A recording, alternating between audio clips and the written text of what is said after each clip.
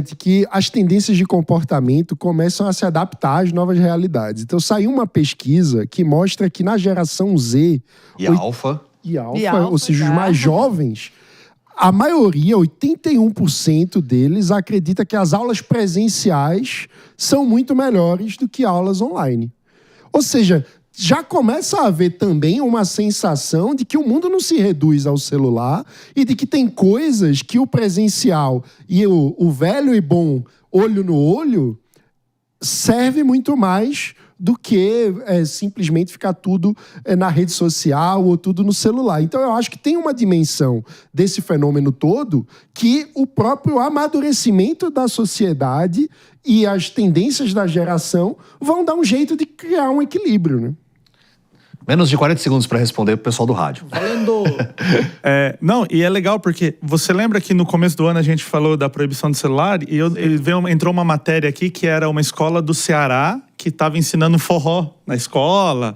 E foi uma coisa... Então, assim, de fato, o ser humano precisa ter essa interação, precisa estar junto. E o mundo vai fazer um monte de coisas novas, mas a gente volta para a fase inicial. Pertencimento, rede, conversar, se relacionar.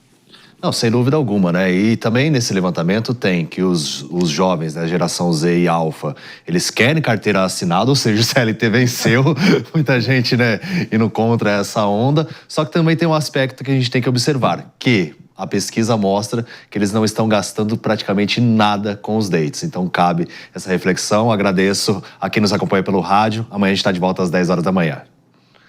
Agora para as outras plataformas. Eu acho que começa a surgir um desejo de estabilidade, porque as mudanças tecnológicas fazem com que tudo seja muito fluido.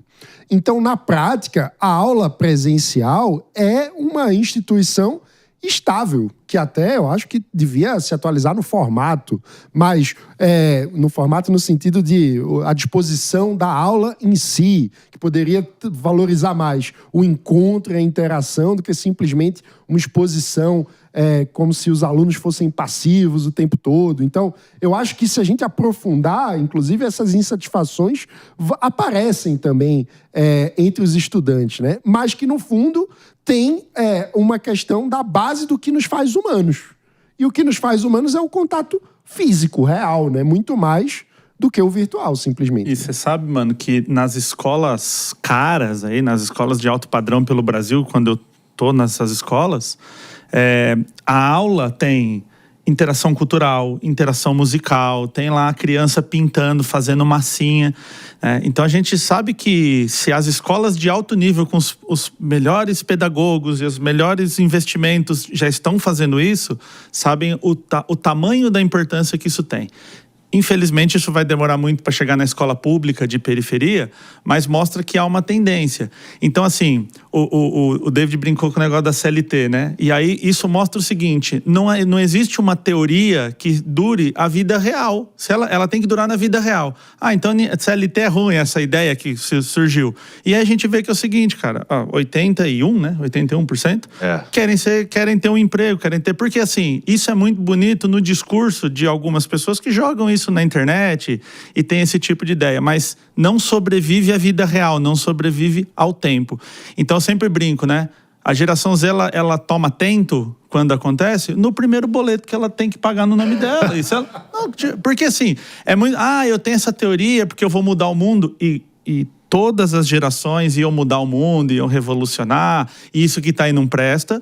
Agora, quando começa a chegar o boleto, começa a vir a vida real, a gente começa a ter outro comportamento, porque agora é da nossa responsabilidade. Então é importante ensinar isso de berço, né? Sabe que tem a história que o socialismo dura no coração das pessoas até acabar o dinheiro dos outros.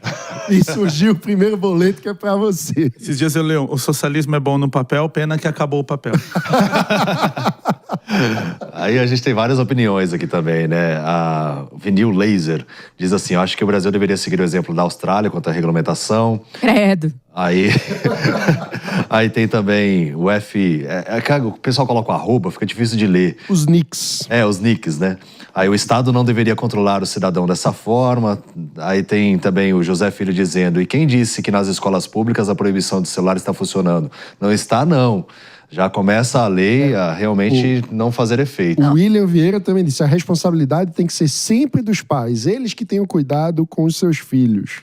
E o João Silva, por outro lado, diz: nem sempre os pais podem monitorar os filhos. O tanto de conteúdos nocivos já perdeu o controle. Então tem uma diversidade de opiniões. Mas já tem tecnologia para isso, tá? Exato, eu acho que Já esse é tem. o ponto. Não são todas as redes sociais que têm regulamentação. O Twitter, por exemplo, é uma rede social que não tem regulamentação com nenhum Tem tipo de notas da restrição. comunidade, Mesmo que e você pode obrigar seu filho a não ter Twitter. Mesmo que Ainda você- assim é uma decisão do pai. Mesmo que você coloque lá a parte da restrição da idade, no próprio TikTok, mesmo que você coloque a restrição da idade, ele tem uma parte que não é, na verdade, que burla. É onde não chega ao ponto de ser retirado do ar. Então, se é um conteúdo que ele vai ser retirado do ar, ele vai ser retirado por todas as frentes diferentes, independente da idade. Se ele é um conteúdo mais brando no meio do caminho, ele pode ser entregue para certas partes. Não tem um controle tão rígido assim em cima disso. Mas, pontuando, eu achei legal que uma pessoa trouxe essa percepção de muitas vezes os pais não têm condições de dar essa 100% de atenção aos filhos. E eu acho que isso é muito legal pra gente trazer pra esse debate, porque a gente vive num país que ele é um país majoritariamente de classe D e E, ele é um país que majoritariamente as pessoas são da classe trabalhadora, que muitas vezes eu dependo de deixar meu filho, meu adolescente aos cuidados de outras pessoas, ao cuidado de uma escola pública, ao cuidado de uma vizinha enquanto eu estou trabalhando. Então, essa questão do cuidado da criança e do adolescente também é muito ligado ao privilégio que eu tenho social, qual é a classe social que eu estou inserido. E o acesso, inclusive, às redes sociais, a gente pode olhar muito por esse lado, que o maior tempo de tela está nas classes mais baixas do país. Então não tem como a gente entrar nesse debate de regulamentação de redes e não pensar um pouco do adolescente e da criança que tem acesso por conta de outras perspectivas estruturais sociais. Só que a gente vê uma geração que está criando uma certa consciência disso, que está preferindo, né, se movimentar de outra maneira, inclusive aí pela pesquisa, que é essa questão, eu como uma trabalhista de coração que sou, pois sou Isadora Brizola, não tenho como, né, não sustentar aqui, mas ouvir falar que essa geração prefere a carteira assinada chega a me brilhar os olhos, porque a carteira assinada realmente é um direito assegurado que nós temos Acho que tem como um grande trabalhador, asterisco né? aí, Ai, isso não, rende não. um programa inteiro de debate. Mas um exatamente, detalhe, porque se a gente tem... está falando, você acabou de falar que o maior tempo de tela é das pessoas que estão mais vulneráveis. Esse jovem, agora, se houvesse uma proibição aqui, ele não ia ter nem o tempo, às vezes, de lazer dele, que assistir ali um Instagram, um TikTok, o YouTube ou qualquer coisa nisso.